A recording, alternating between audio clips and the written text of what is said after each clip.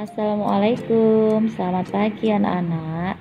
Hari ini kita akan belajar tema 3, subtema 2, pembelajaran 1, yaitu tentang ciri-ciri bahasa iklan elektronik dan macam-macam pada gangguan organ pencernaan.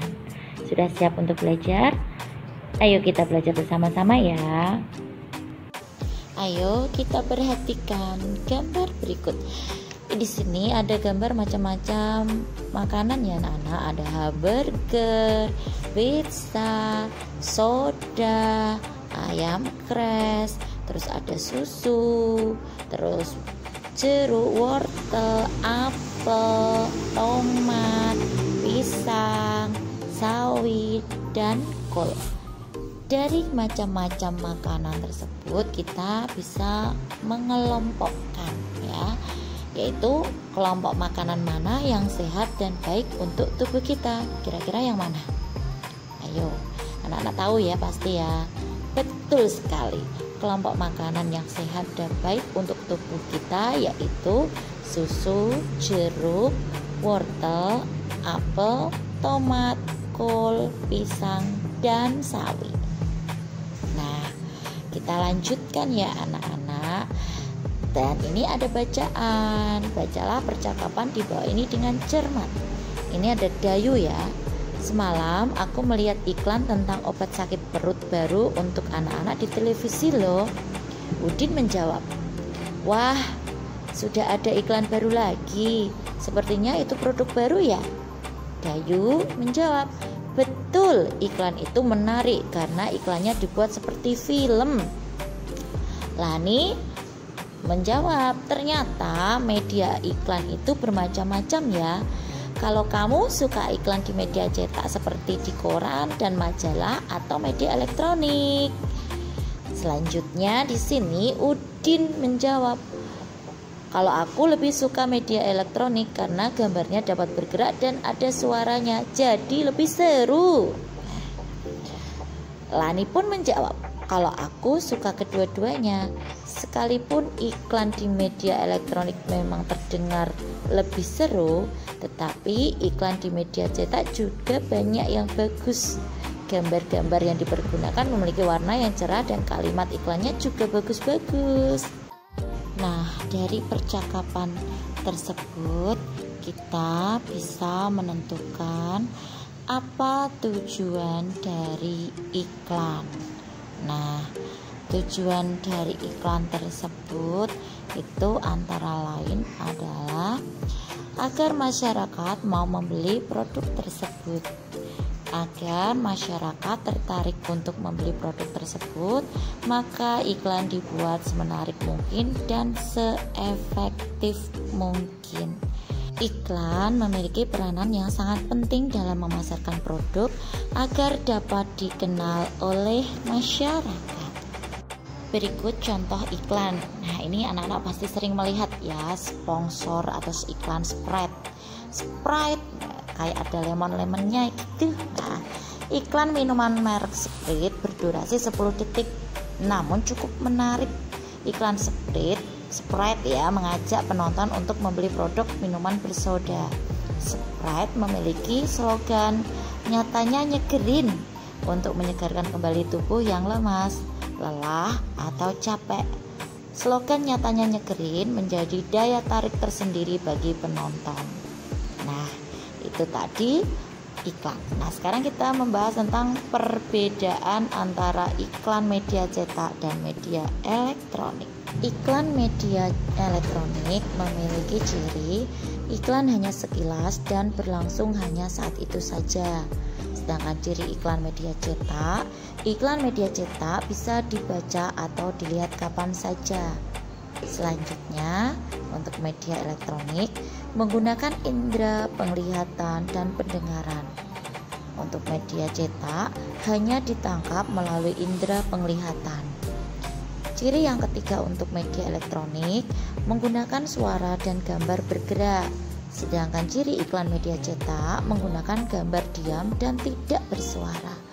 Ciri iklan media elektronik yang keempat, liputan bersifat informatif dengan narasi yang cukup. Dan untuk ciri iklan media cetak menggunakan kalimat terbatas, hanya beberapa baris saja. Ciri yang kelima untuk iklan media elektronik bersifat langsung dan nyata serta dapat menyajikan kejadian sebenarnya. Ciri yang kelima untuk iklan media cetak adalah hanya menyajikan gambar dan tulisan saja. Jadi itu tadi perbedaan antara iklan media cetak dan iklan media elektronik. Sekarang kita lanjutkan ya anak-anak. Siang tadi atau siang itu siswa-siswi kelas 5 sedang beristirahat di depan kelas. Mereka bercakap-cakap ya. Perhatikan percakapan berikut. Lani, aduh perutku sakit. Terus dijawab Dayu, wah kenapa Lan? Lani pun menjawab, sepertinya mahku kambuh.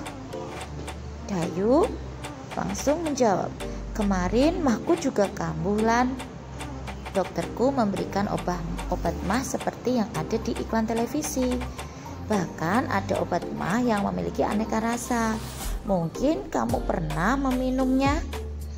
Lani menjawab, oh iya, aku jadi teringat. Ternyata aku memiliki obat mah yang kamu maksud di dalam tasku. Terima kasih atas perhatiannya ya. Lani pun melanjutkan perkataannya. Lalu, apa kata doktermu waktu itu Dayu? Apa yang menyebabkan mah kita kambuh? Itu tadi percakapan Dayu dengan Lani. Kalian masih ingat cerita Dayu dengan mahnya kan? Nah, untuk kali ini kita coba ulas kembali penyebab seseorang dapat terserang mah. Kira-kira apa ya? Penyebab seseorang dapat terserang mah karena makan tidak teratur atau terlambat makan saat jam makan tiba. Nah, anak-anak jangan seperti itu ya. Selain gangguan mah, sistem pencernaan kita dapat mengalami gangguan lainnya loh. Ternyata ada beberapa faktor yang menyebabkan gangguan tersebut. Misalnya, mengonsumsi makanan tidak sehat dan pola makan yang tidak teratur. Terus selanjutnya di sini adalah kita ada peta pikiran, yaitu tentang gangguan sistem pencernaan. Nah, ini ya. Di sini yang kita bahas tadi ada mah. Nah, mah ini merupakan gangguan sistem pencernaan yang gejala umumnya berupa nyeri pada lambung dan sakit ulu hati. Dan mah ini nanti disebabkan oleh meningkatnya kadar asam lambung yang dipicu oleh pikiran tegang dan makanan tidak teratur. Selanjutnya, gejala yang kita rasakan, rasa perih pada dinding lambung, mual, muntah, dan perut kembung. Hati-hati ya anak-anak. Cara mengatasinya yaitu makan teratur, istirahat cukup, dan hindari stres. Selanjutnya, anak-anak sudah tahu ya tentang gejala, ciri, penyebab, dan kita lanjutkan. Gangguan sistem pencernaan lainnya adalah diare. Nah, diare ini merupakan buang air besar dengan tinja encer atau berair dengan frekuensi lebih sering dari biasanya. Nah, diare ini nanti disebabkan oleh iritasi pada selaput dinding usus besar atau kolon. Terus nanti ada cara pencegahannya. Kan, cara pencegahannya gimana? Nah, sebelum cara pencegahannya kita harus tahu dulu gejalanya, yaitu buang air besar encer dan sering, nyeri perut, kram perut, demam, adanya darah dalam tinja atau perut kembung.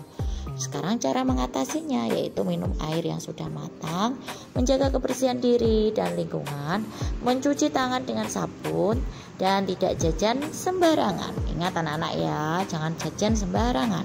Selanjutnya, gangguan sistem pencernaan yang lainnya selain mah dan diare itu nanti antara lain ada ambeien. Tahu ya anak-anak? Terus ada kolera, ada wasir, terus ada tukak lambung. Hati-hati yang suka makanan pedas, asam. Setelah belajar tentang gangguan pencernaan, kita dapat merancang poster tentang gangguan pencernaan. Nah, ini isi poster tersebut harus sama dengan isi peta pikiran yang telah dibuat ya. Berikut beberapa hal yang perlu diperhatikan dalam membuat poster dengan ukuran cukup besar. Yang pertama, ini nanti ada judul poster. Selanjutnya, judul poster itu harus dapat terbaca dari jarak minimal 2 meter dan menarik perhatian. Yang kedua, informasi. Disajikan dalam bentuk poin. Tulisan harus rapi dan cukup besar agar terbaca dari jarak minimal 1 meter. Informasi terdiri atas keterangan mengenai topik pembahasan, penyebab gangguan, gejala dari gangguan, dan cara mengatasi gangguan tersebut. Yang ketiga, grafik. Poster akan lebih menarik jika dilengkapi dengan grafik atau gambar-gambar yang memudahkan pembaca mengerti informasi yang disampaikan. Keempat, sumber. Cantumkan pula sumber informasi yang digunakan. Sebagai contoh tentang poster, di sini ada diare. Apa itu diare? Diare adalah buang air besar dengan tinja encer atau berair dengan frekuensi lebih sering dari biasanya atau normalnya. Bagaimana tanda-tanda diare? Tanda dan gejala yang biasanya menyertai penyakit diare antara lain buang air besar encer dan sering kram perut, nyeri, demam, adanya darah dalam tinja dan perut kembung. Cegahlah diare dengan minum air yang sudah matang ya, menjaga kebersihan diri dan lingkungan, mencuci tangan dengan menggunakan sabun, tidak mengonsumsi makanan atau jajanan sembarangan. Itu tadi cara mencegah diare ya. Berdasarkan contoh poster di samping, diketahui bahwa diare itu ditandai oleh buang air besar dengan tinja encer dan berair dengan frekuensi lebih sering dari biasanya atau normalnya ya. Ini sering ke kamar mandi, buang air besar. Oleh karena itu, orang yang mengalami diare akan lebih sering ke toilet untuk buang air besar dengan volume tinja yang lebih banyak dari biasanya. Diare dapat menjadi gejala penyakit yang lebih serius seperti disentri dan kolera. Gejala yang biasanya ditemukan adalah buang air besar terus-menerus disertai rasa mulas yang berkepanjangan, dehidrasi, mual, dan muntah. Sekarang anak-anak sudah tahu ya bahaya diare. Untuk mencegahnya bagaimana? Yaitu pemberian cairan dan elektronik atau seperti larutan garam ya, akan sangat membantu memulihkan keadaan tubuh yang kekurangan cairan dan elektrolit. Ini pemberiannya, kita minum cairan oral merupakan cara pengobatan yang paling efektif terhadap gejala diare. Apabila cairan oralit tidak tersedia, maka kamu dapat membuatnya sendiri. Anak-anak pasti penasaran ya bagaimana cara membuatnya. Ini dia cara membuat cairan oralit. Yang pertama, kita harus menyiapkan bahan-bahan ya, yaitu setengah sendok teh garam. Kedua adalah 6 sendok teh gula pasir. Ketiga, 1 liter air hangat. Yang keempat, pisang secukupnya untuk menambah kalium dan rasa. Bagaimana cara membuatnya? Cara pembuatannya yang pertama, larutkan gula dan garam dalam air hangat. Yang kedua, pisang dapat dilumatkan secukupnya atau dicampur atau dimakan begitu saja. Demikian tadi pembelajaran kita hari ini ya anak-anak. Terima kasih, sampai ketemu dan sampai jumpa.